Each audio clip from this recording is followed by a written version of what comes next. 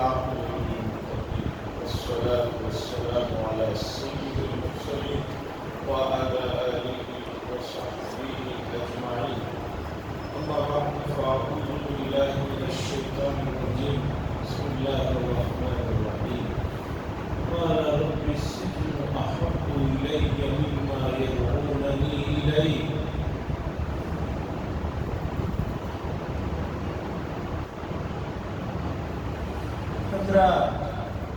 حضرت یوسف علیہ السلام کا واقعہ گزشتہ 2 دنوں سے ہم سن رہے ہیں.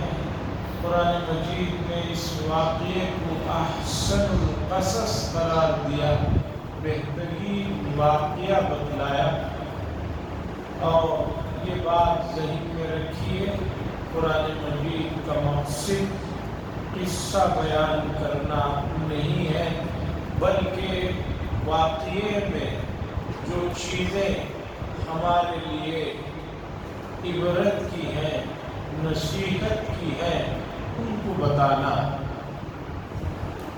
کل بات یہاں پر آ کر رکی کہ مصر کے عمرا میں بڑے بڑے گھرانوں کی عورتوں میں تذکرہ چل پڑا کہ عزیز مصر کی بیوی اپنے غلام پر فریفتہ ہو گئی ہے. تو عزیز مصر کی بیوی نے ایک دعوت کی اور تمام عورتوں کے ہاتھوں میں پھلوں کو اور چاقوؤں کو دیا. پھر یوسف علیہ السلام کو نکلنے کے لیے کہا. یوسف علیہ السلام جو ہی باہر آئے، خادم تھے، گھر میں جو بھی کام کہا جائے سننا ذمہ داری تھی. تو مصر کے بڑے بڑے عمرا کی عورتوں کے اوسان فتح ہو گئے اور انہوں نے اپنے ہاتھوں کاٹ لیا. اس کے بعد پھر قرآن نے بتایا کہ عزیز مصر کی بیوی نے حضرت یوسف علیہ السلام کو سخت دھمکی والے انداز میں کہا کہ میں جو کہوں تمہیں اسے کرنا ہوگا، میرا حکم تمہیں ماننا ہوگا. اور اسی وقت جو بیگمات مصر کے دوسرے مالدہ عمرا کی عورتیں آئی تھیں، انہوں نے بھی یوسف علیہ السلام کو کہا کہ اس کی بات مان لو. جب اس طرح کی باتیں ہونے لگی تو حضرت یوسف علیہ السلام نے کہا قال رب السجن احب الی.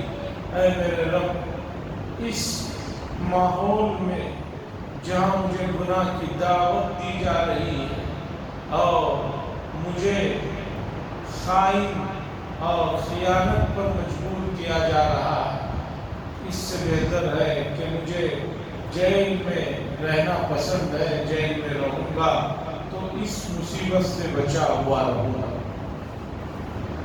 کیونکہ حضرت یوسف علیہ السلام نے خود ہی جیل کو پسند کیا.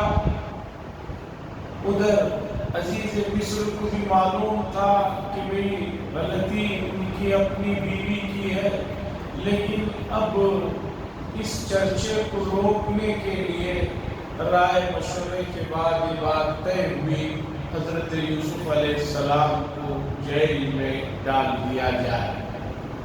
یہاں رک کر یہ بات بتاتا چلوں، رسول اللہ صلی اللہ علیہ وسلم نے فرمایا، ایک صحابی صبر کی دعا مانگ رہے تھے، اے اللہ مجھے صبر کی توفیق عطا فرما، ہمت عطا فرما.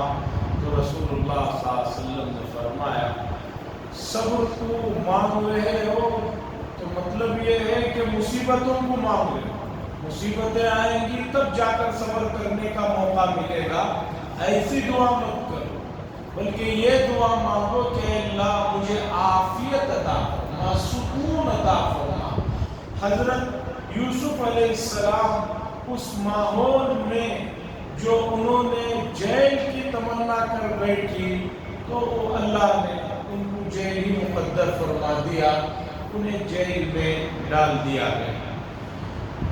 قید خانے میں ان کے ساتھ اور 2 قیدی خاص طور پر اسی وقت جیل میں ڈالے گئے قید خانے میں، ان دونوں پر یہ الزام تھا کہ بادشاہ وہ لوگ کھانے پینے میں زہر کی کوئی چیز دے کر بادشاہ کو، مصر کے بادشاہ کو ختم کرنے کا، قتل کرنے کا ان پر الزام تھا۔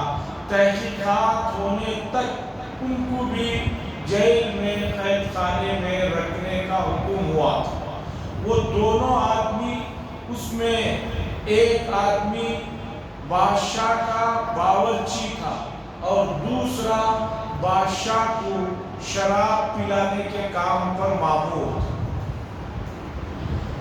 وہ دونوں حضرت یوسف علیہ السلام کے ساتھ جیل میں رہے، اور حضرت یوسف علیہ السلام نبی ہیں، نبی کے فرزند ہیں، تو ان کے اخلاق اور ان کے عادات سے بہت متاثر ہوئے، یہاں تک کہ ان دونوں نے کہا کہ حضرت ہم نے ایک خواب دیکھا ہے، اس کی تعبیر بتلائی۔ حضرت یوسف علیہ السلام نے پوچھا کہ خواب کیا ہے؟ تو ان دونوں نے کہا کہ ہم نے ایک خواب میں دیکھا ہے کہ ہم دونوں میں سے ایک آدمی کے سر پر ٹوکری ہے، اس میں روٹیاں ہیں اور پرندے ان روٹیوں کو کھا رہے ہیں، اور ایک نے کہا کہ میں دیکھ رہا ہوں کہ میں انگور سے شراب کو نچوڑ رہا ہوں، تو اس کی تعبیر کیا ہے؟ ایک نے دیکھا کہ سر پہ ٹوکری ہے، اس میں روٹیاں ہیں، اسے پرندے کھا رہے ہیں، اور ایک نے دیکھا کہ وہ شراب بنا رہا ہے، انگوروں کو نچوڑ رہا۔ حضرت یوسف علیہ السلام نے کہا کہ میں اس کی تعبیر تو دوں گا، لیکن پہلے بات سن لو، یہ تعبیر جو ہے میں کوئی عقل سے یا نجومی ہوں دے رہا ہوں، بلکہ مجھے جو اللہ کی طرف سے علم ملا ہے اس علم کے بدولت میں دے رہا ہوں۔ اور تعبیر دینے سے پہلے یوسف علیہ السلام نے ان دونوں قیدیوں کے سامنے اللہ کی وحدانیت کا سبق پڑھایا اور بتایا کہ اللہ ایک ہے اور اللہ کی عبادت کرنا چاہیے۔ مصر میں چونکہ بت پرستی، بادشاہ پرستی عام تھی، پہلے توحید کا سبق پڑھایا، پھر ان لوگوں نے کہا کہ تعبیر دے دیجئے۔ حضرت یوسف علیہ السلام نے کہا فکر مت کرو، تمہارا کھانا آنے سے پہلے تمہاری تعبیر دے دوں۔ حضرت یوسف علیہ السلام نے فرمایا تعبیر یہ ہے کہ تم دونوں میں سے ایک آدمی کو سولی پر لٹکایا جائے گا، اور ایک آدمی اس جیل سے رہا ہوگا، اور وہ بادشاہ کے پاس اس کا خاص خادم بن کر بادشاہ کو شراب پلانے کا کام اسے ملے گا۔ ان دونوں نے کہا کہ ہم نے تو کوئی خواب ہی نہیں دیکھا، ہم تو اسے ہی پوچھ رہے تھے۔ حضرت یوسف علیہ السلام نے فرمایا قضی الامر الذی فیہ تستفتیان، جو میں نے بتا دیا ہے ابھی ہو کر رہے گا، تم نے دیکھا ہے نہیں دیکھا ہے، ٹائم پاس کر رہے ہو، اس سے بحث نہیں، جو بتا دیا گیا ابھی ہو کر رہے۔ لیکن اخلاق دیکھیے یوسف علیہ السلام کے صبر کی، تحمل کی۔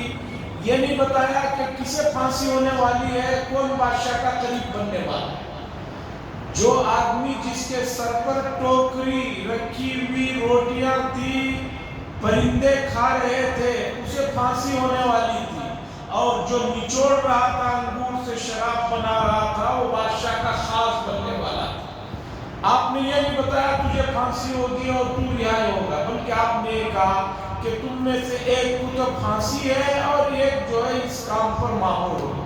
انہوں نے کہا ہم نے کوئی خواب نہیں دیکھا. حضرت یوسف علیہ السلام نے فرمایا تمہیں بات ہو چکی.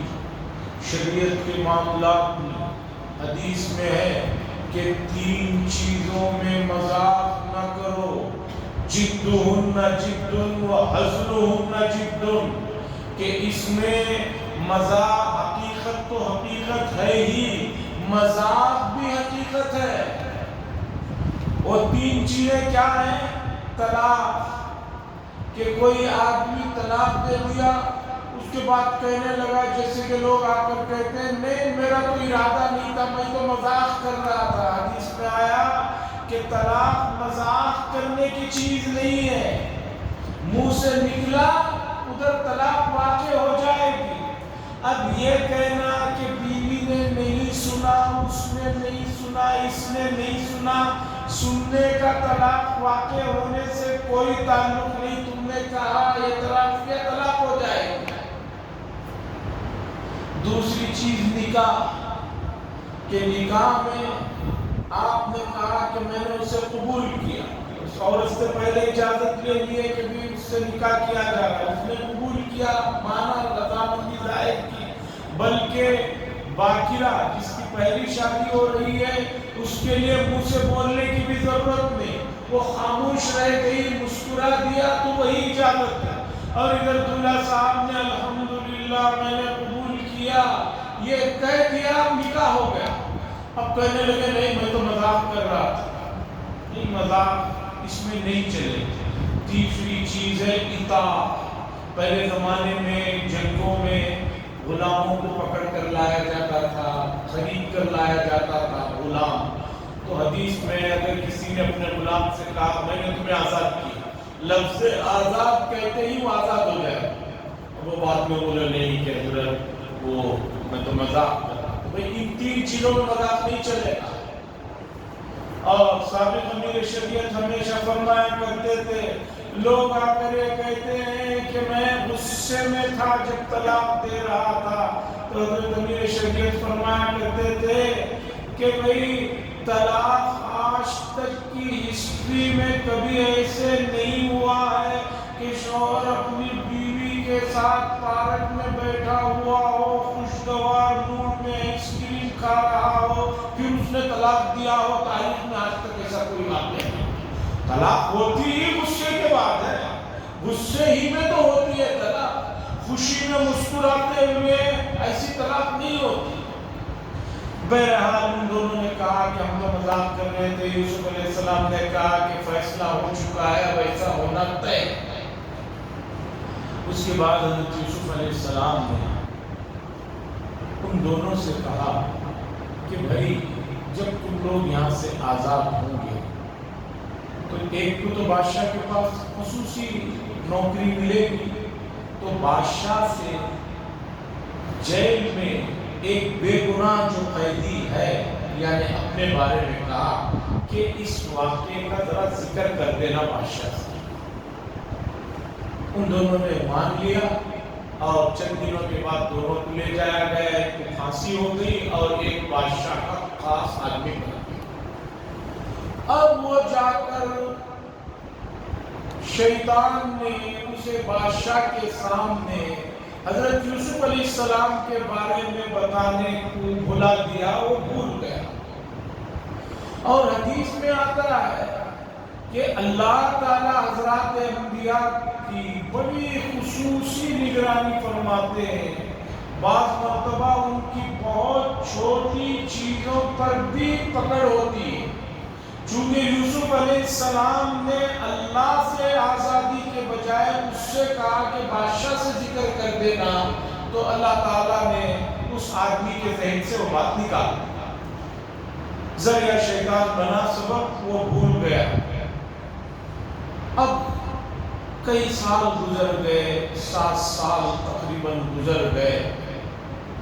اب حضرت یوسف علیہ السلام کی رہائی مقدر تھی تو اللہ نے اسباب بنائے.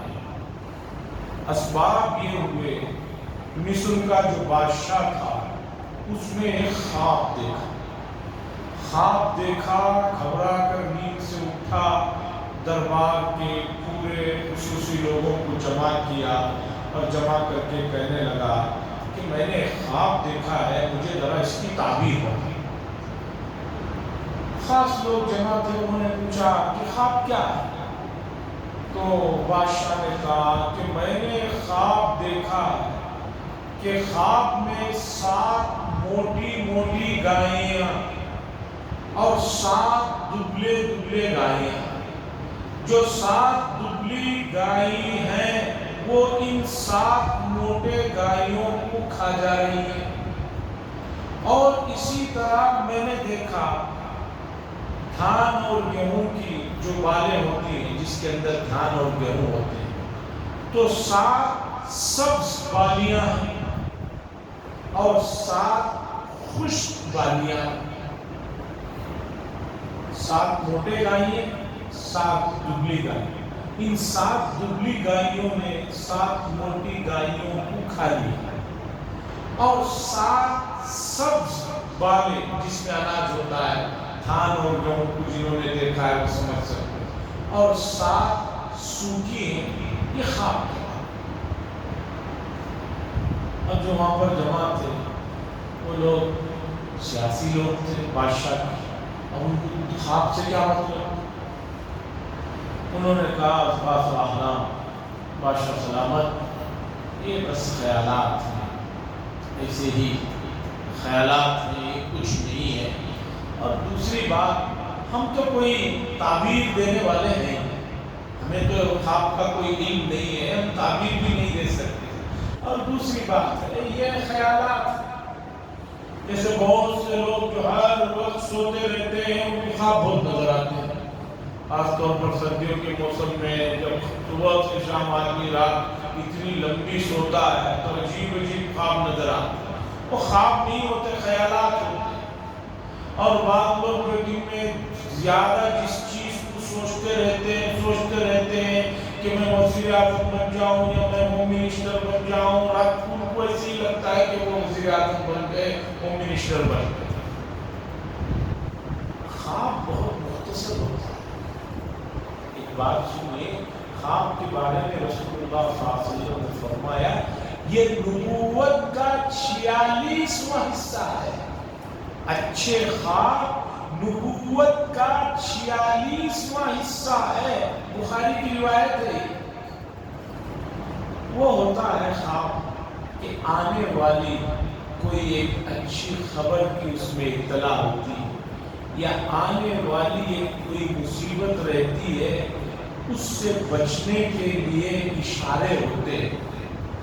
وہ ایسے لوگوں کو نیک خواب پڑھتے جو عشاء کی نماز پڑھے ہیں، بقیہ نماز پڑھے ہیں، رات کو باوضو سو رہے ہیں، کلمے پڑھ رہے ہیں، دعائیں پڑھ رہے ہیں، سوتے ہوئے فجر کی نماز کو یا تہجد کو اٹھنے کا ارادہ ہے۔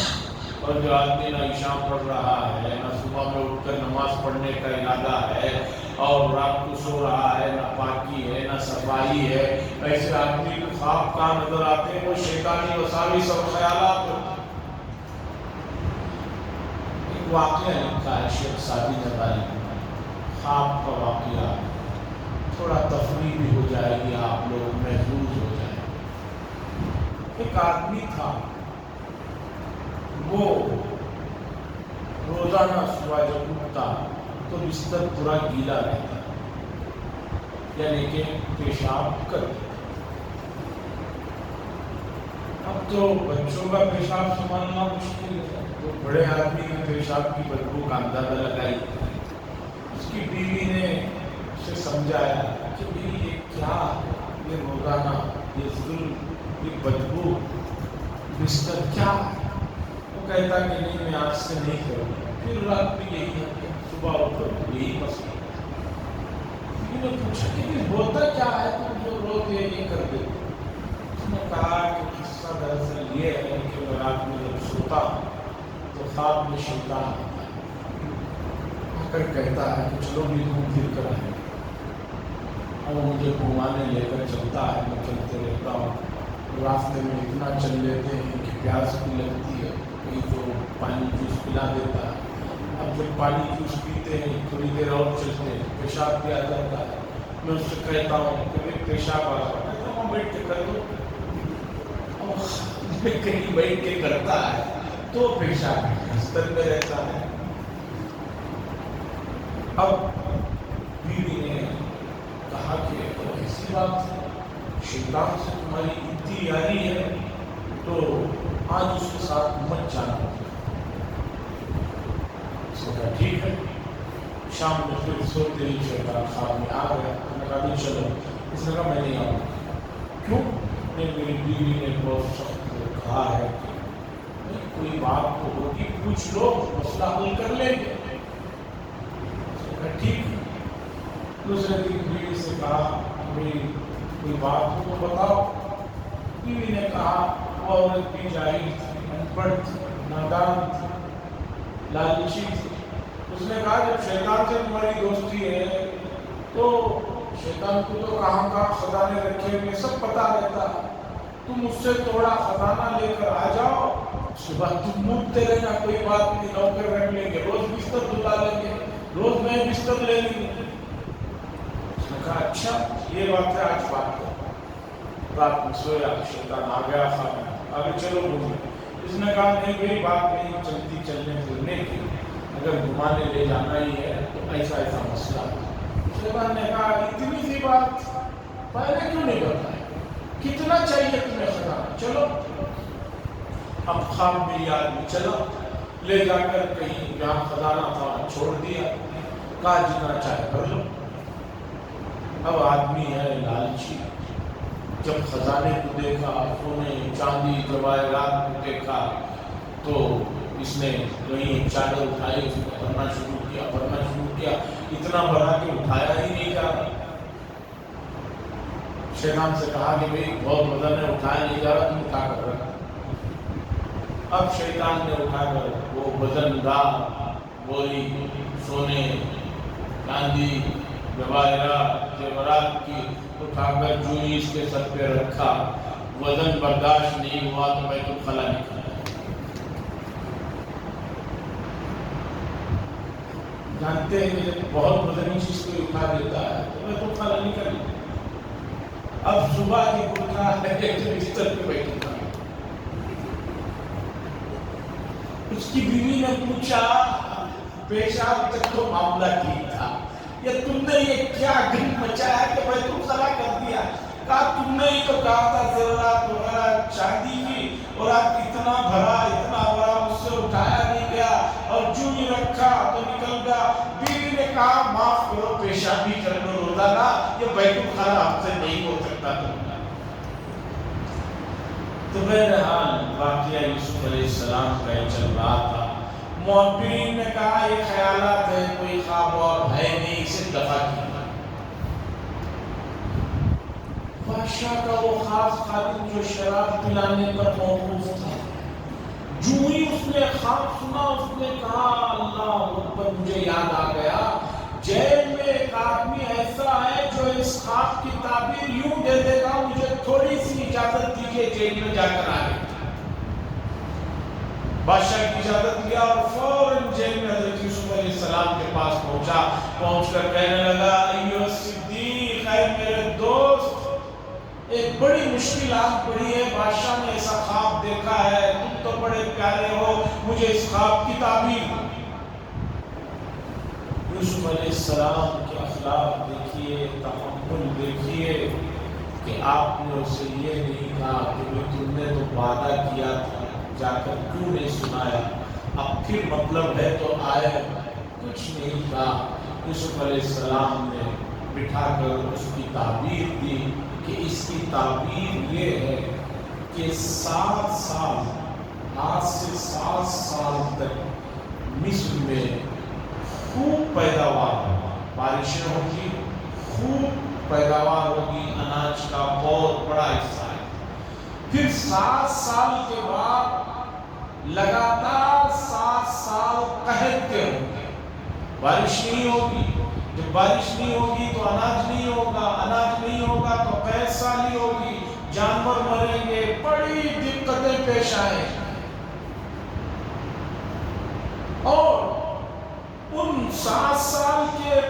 سالی سے بچنا ہے تو میں ایک ترکیب بتاتا ہوں. وہ ترکیب یہ ہے کہ 7 سال جب خوب پیداوار ہونے والی ہے، اس پیداوار میں جتنی ضرورت کا اناج ہے اتنا اناج نکالا جائے، باقی اناج جو ہے وہ اسی میں بالیوں میں رہنے دیا جائے تاکہ اسے کیڑا وغیرہ نہ پکڑے.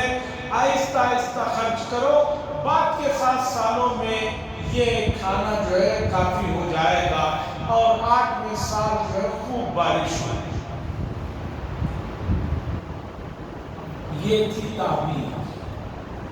7 سال جو 7 گائیں تھی دبلی پتلی جو موٹی گائیوں کو کھا گئی تھی، وہ دراصل قحط کے زمانے کا حال تھا. اور چونکہ ان 7 سالوں میں پیداوار زیادہ ہونے والی ہے تو اسی پیداوار کو وہ کھا رہے ہیں. اور زراعت میں سب سے اہم کام گائے بیلوں کا ہوتا ہے، اناج کے ہل جوتنے کے لیے، دوسرے کاموں کے لیے. یہ تمام چیزیں خواب کی تعبیر سے جڑی ہوئی ہیں. عالم مثال میں ہر چیز کا اس دنیا کی مثال سے ایک تعلق رہتا ہے. یوسف علیہ السلام کو علم دیا گیا تھا، انہوں نے اس کی تعبیر دی. اور وہ 7 سبز بالیں، یعنی وہ 7 سال اچھے والے، 7 خشک سوکھے ہوئے، یعنی آنے والے 7 سال کے بعد کے 7 سال بڑے خوشحال ہوں گے.